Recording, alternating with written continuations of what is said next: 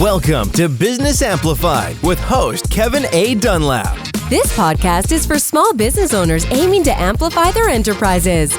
Explore strategies to play a bigger game by becoming an author, public speaker, podcast host, or expanding your brand in other ways. Elevate your business on Business Amplified.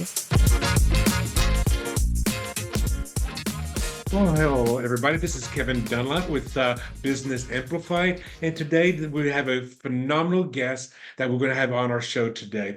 Now, one of the things I always want to make sure that everybody does that is listening to this show, that they realize that for you to really grow your business, you oftentimes would have to get out of your comfort zone and start doing something differently. And this is by exposing yourself more to the public. This could be through becoming an author, a podcast host, YouTube host, public speaker, and a number of other things. And today we have a guest today that is a phenomenal expert in the podcast world. In our pre-interview, we're just talking to him. He's launched over 20 different shows that he has under his belt. And I can't wait to hear what he's going to be sharing with us today.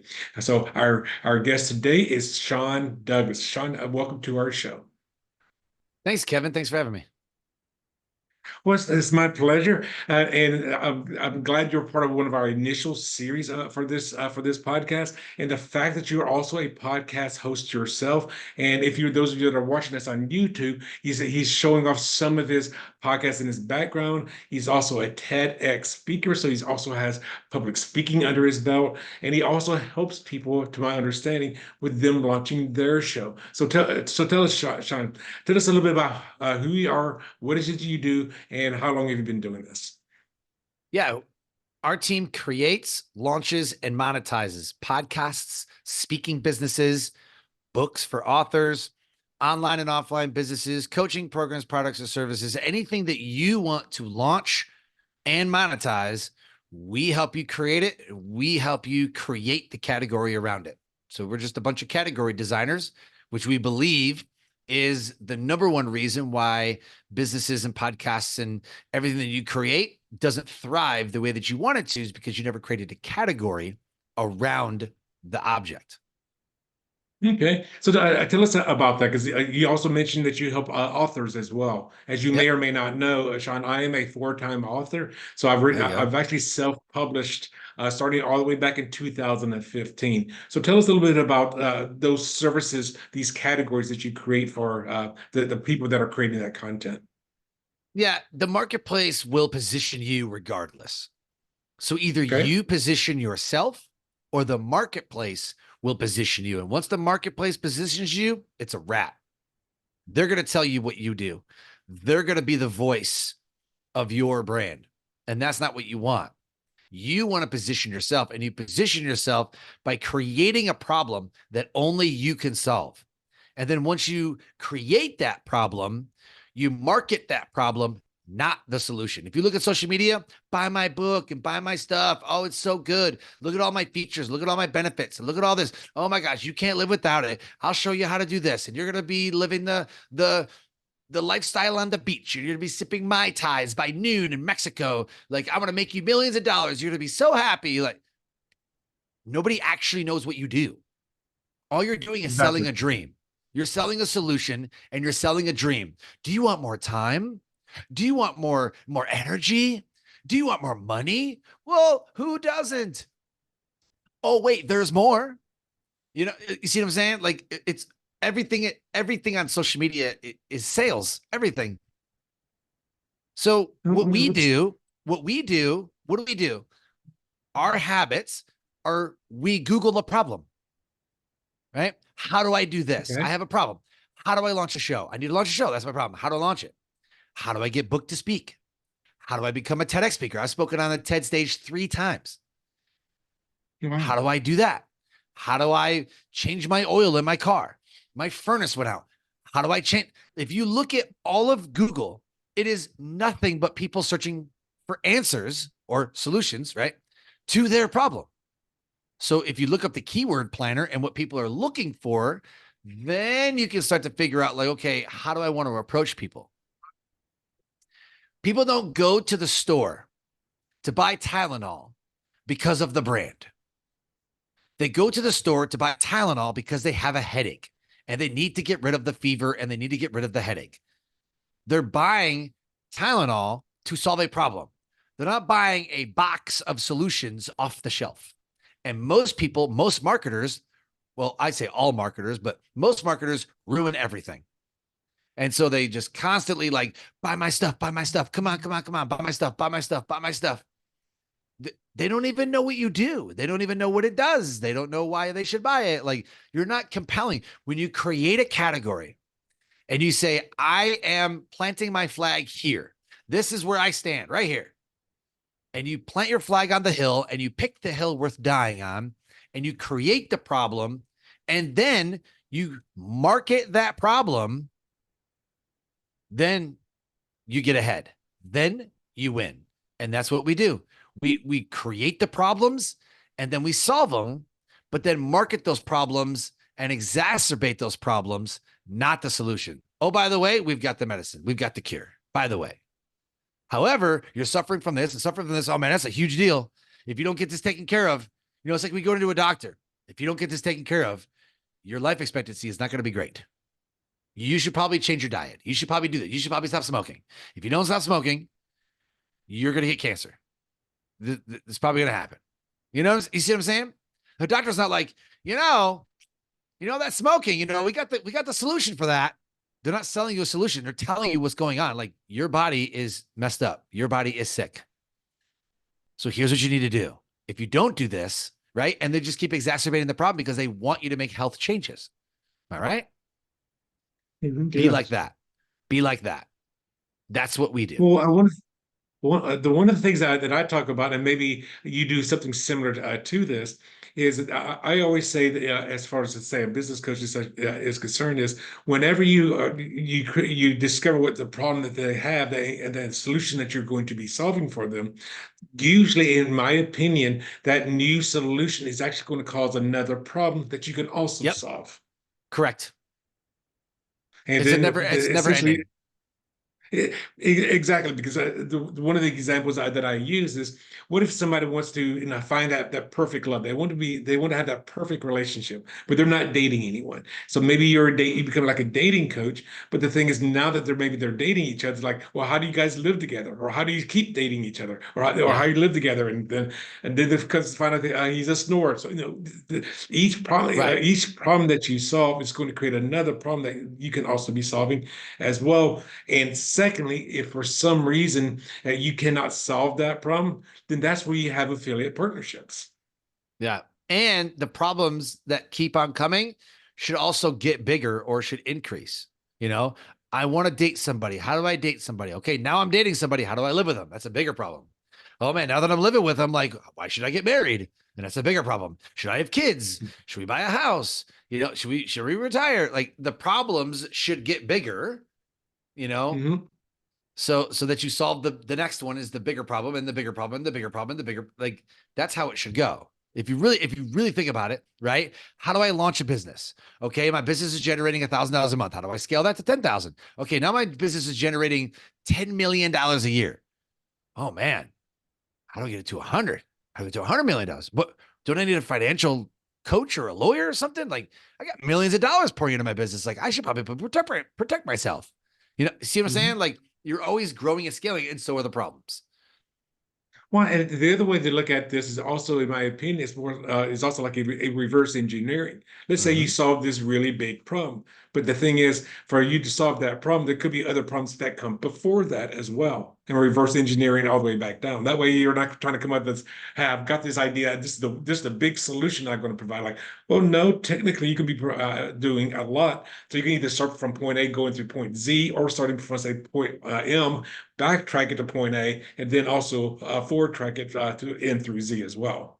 Oh, yeah. For sure. Okay. So how long have you been an expert doing this kind of stuff? Because you said you have over since 2016. podcasts. I'd say since 2016, I guess. I got 10,000 hours of speaking. I built my first business in 2004. We were making $650K in 2008. Got out of that business. Got into another one in 2010. So a couple years later, I built another one, got out of that in 2013, got out of that, spent some time kind of doing some leadership and professional development and some coaching and some other stuff. And then in 2016, launched my other one. And then in 2019 or 2020, it was 2020, we launched another 2020 was business. COVID. Yeah. So we launched another business. So I've launched 4 businesses while serving in the military. Oh, now tell us a little bit about that. I read from your bio that you were in the Army. Were you enlisted in military, and how long did you Yeah, I serve? was. Yeah, I was in the Air Force for 20 years and 4 days. So I started off as 4 days count. you're right. Oh yeah, it counts. I started off as an F-15 crew chief, and then I eventually worked on F-16s, F-22s, A-10s. I worked security forces, worked convoy duty. Then I became a drill instructor, learned how to teach and coach and train and mentor and speak. And that took me to becoming an evaluator. That took me to QA. Then it took me to a deployment manager, and then I retired. Oh, wow. Well, first of all, thank you for your service. I mean, I did only just under 5 years in the U.S. Navy, but the thing is, for Okay. me, it was a huge thing for me because I went in at that time, back in the 80s, under what was known as the nuclear power program. So I went in as an E3 I've heard of enlisted. that. Yeah, I've heard of that. And then luckily, for whatever reason, I did not actually go to nuke school, but I got transferred to the fleet, and that was probably one of the biggest eye-opening experiences of my life because I was stationed for 2 tours on 2 different ships out of Yokosuka, Japan. So I was able to travel the world. I was able to live with the Japanese people, and we saw 14 different countries. So that really, from a small kid from a small town in Northwest Florida, that was a huge experience for me. Yeah. That's awesome. Love that. My first duty station was England. Well, fantastic. How do you enjoy living with the Oh, Brits? oh, it was great. I loved it. Loved it. Got to see. I mean, you're there in Europe, man. Like, why not travel everywhere? Plus, I'm in a English speaking country, which was, honestly, like if you're to go to a European country, you know, go where you speak the language. Like, you know what I mean? It's nice to explore. It's nice to, try to get around and stuff, but it's not as much fun when you can like actually talk to the locals and talk to people and like all that stuff.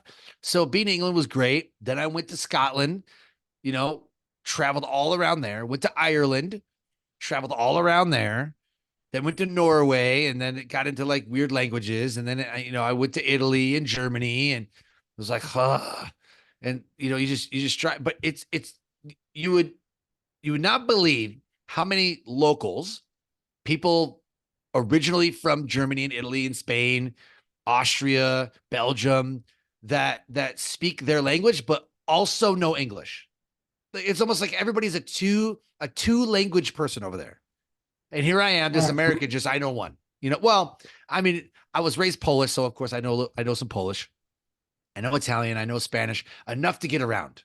And I can navigate in the language. That's it. Holding a conversation, not gonna happen. well, this is one thing I found out about people that are from England and then other parts of Europe. You said that they are all bilingual. I go, probably not. They probably speak 3 or 4, possibly 5 different languages. 100%. You're not wrong. I know people who like I have someone in my life who speaks English all the time, but then when they're at their one family's house, they speak like Italian, or their one family's house, they'll speak French, and another house, they speak this other language. I'm like, how many freaking languages do you know? Like, this is crazy, but that's just Well, that's just how they are. Well, I've got a very good friend of mine. She's Indian that lives up in Vancouver, and it's so funny Yeah. 'cause the version of Indian language that she speaks is called Punjabi, and it Punjabi, was so yep. funny because she was on TV, and she was a co-host on this Indian TV show. The host of the show was speaking in Punjabi. She was answering in English, like just watching a conversation with 2 people in completely different languages. Wow, that's crazy. That's crazy. Um, Very but cool. so one of the things I always like to find out, 'cause as people are trying to grow their businesses, they're going to be hit with all kinds of challenges. So Yeah. if you're willing to share, what kind of challenges have you been hit with that you would like to share, and how did you overcome those? Um, Influx, or I would say the roller coaster of money. Some months you're hot. Some months you're hot. You got clients flying in, man. It is great. And then other months you're like, I literally have no clients. Like, what is going on right now? Like, I don't understand. Grasshoppers going. So the up and down roller coaster, sometimes you got thousands and thousands and thousands and thousands rolling in, which is great if you're not spending it all, because in the months that you don't have clients coming in, you're like, what do I do for money? Why is my marketing not working? Like, what is going on? Like around Christmas, like people aren't launching podcasts at Christmas, people are going on vacations during the summers, so it kind of like dips down a little bit in the summer. New Year's, of course, everybody wants the new year, new you. So business starts to pick up a little bit, you know what I mean? But it just depends on what's going on, what's the economy doing, the time of the months and all that. And so I would say that you have to make sure that either you got some passive income that just rolls right in off of the Facebook ads or social media ads or whatever ads you're taking out Google. You got programs, products, services that you're constantly selling. You're getting out there on podcasts, speaking, like you're always out there doing something. Don't just rest. Don't just be like, oh, I got a TEDx speak. I made it. I made it now. Everybody wants to hire me now. I've done 3. People are banging on my door. Not too many. I get an email or 2 a week. I get a Facebook message or 2 a week. I get text messages.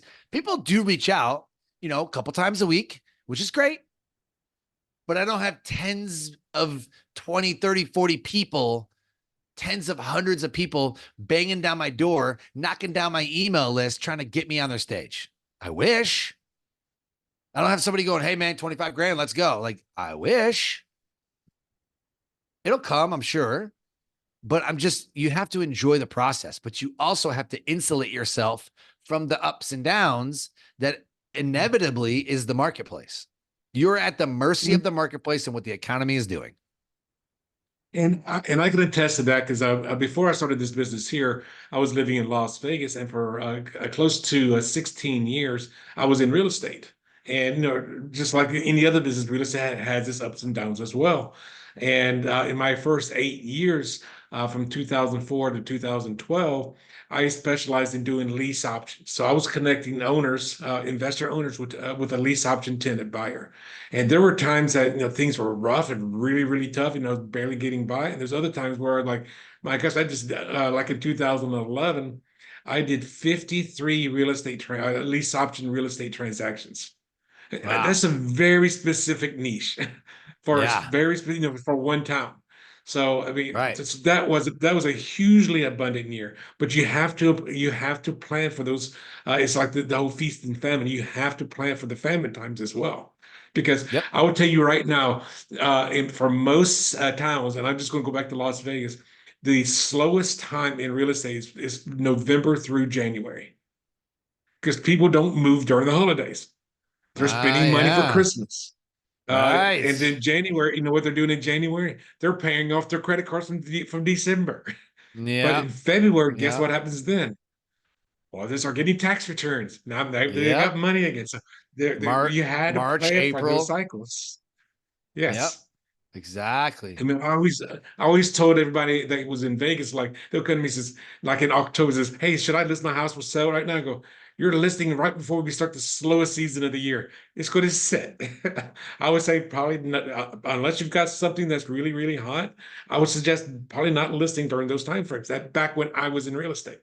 Now, the thing is, it's like what you just said, and this is with any business owner. I don't care if you sell lasagna or roses, or it doesn't really matter what your business is. You have to plan for those slower times. So don't go and live high on the hog when things are going really well. You have to plan for those times when things are going to be arid. It's going to be not going to be anybody there. Because if you overspend, that's going the quickest way to destroy your business, or to even go out of business, because you start living on this high expectation of money, but then when that money dries up, how are you going to pay for those bills then? Right. So you've told me about some of your successes. This is one of our last questions. What has been some of the biggest successes that you've experienced? I know you've been a 3-time TEDx speaker, and I mean, that's big. I mean, that's the Super Bowl of speaking, in my opinion. It's you've made it, when it comes up against me and another speaker and they look at their credentials and they say that I'm a TEDx and he's just, I'm a keynote, whatever. I mean, it's a no brainer. You're going to pick the TEDx guy, Absolutely. But I've also said that I sold my radio show. I started a radio show. It was a live online radio show that was repurposed into a podcast in 2017. It's called Life Transformation Radio. I had some of the biggest guests, Bruce Buffer from the UFC. I had Bruce Kulick, who was a guitar player for Kiss in the 80s and 90s. And I had Mark Victor Hansen from the Chicken Soup books. And I had Tom Ziegler, who was Zig Ziglar's son. And I had all these, I had people that nobody even knew. Then I had like the big name guests, like the ones that everybody wants, right? And I sold that show in 2021 for really good money. And I was like, I don't know anybody who's actually doing this, And then I talked to a couple of people like, oh my gosh, like, how did you do it? Then I talked about that. I was at podcast events, like Podfest, and they're like, well, I want to know how you did it. Like, what's going on? So then I became, known as like the guy who sold the show. And then other people started selling shows, and then, more light gets brought on to, to those people and stuff. And, and it is what it is. So it's just, I always want to be at the forefront of everything, like I want to be the guy. And who doesn't want to be the guy? Mm-hmm. But I would say that, yeah, selling a podcast, selling a radio show, there's not too many people that's done that. And I'm going to say, because a lot of podcasts and radio shows, it's the host that is the reason people are tuning in. Right. And then when the host steps away, it's like, okay, then whoever's buying it, I guess they're buying the audience base, but they have to try and maintain that. So I was like, to me, that's a huge deal. I mean, selling a restaurant or selling a car dealership, that's perfectly fine. But when you are the reason people are there, that's, to me, is a phenomenal feat. And congratulations on that. Yeah, absolutely. Thank you. So the last thing is, how can somebody that's listening out there, they want to start their own podcast, maybe they want to be an author or something, or they are dreaming to become a TEDx speaker. How can they get a hold of you? Yeah, my website is The Success Corps, CORPS, like Marine Corps. I'm all over social media, Facebook, LinkedIn, Instagram, TikTok. Come send me a message, send me an email at Sean, SEAN, at thesuccesscorps.com. Send me a message. Ask any question you want. Well, thank you for sharing that with us, Sean. I do appreciate you being here today. Is there anything else that you would like to share with us before we go? Just start with the category in mind. You got to build the category first. Categories make the brands, not the other way around. Okay, there you have it. So categories make the brand. Well, thank you, Sean, for being here today. And we look forward to anybody else that may also want to be part of the show. If you are interested, you could apply. We'll do a 15-20-minute pre-interview to make sure that we're a good fit. And in those cases, just go to optimalperformanceacademy.org/pre-interview. Again, that's optimalperformanceacademy.org, the pre-interview, and we'll go ahead and do that.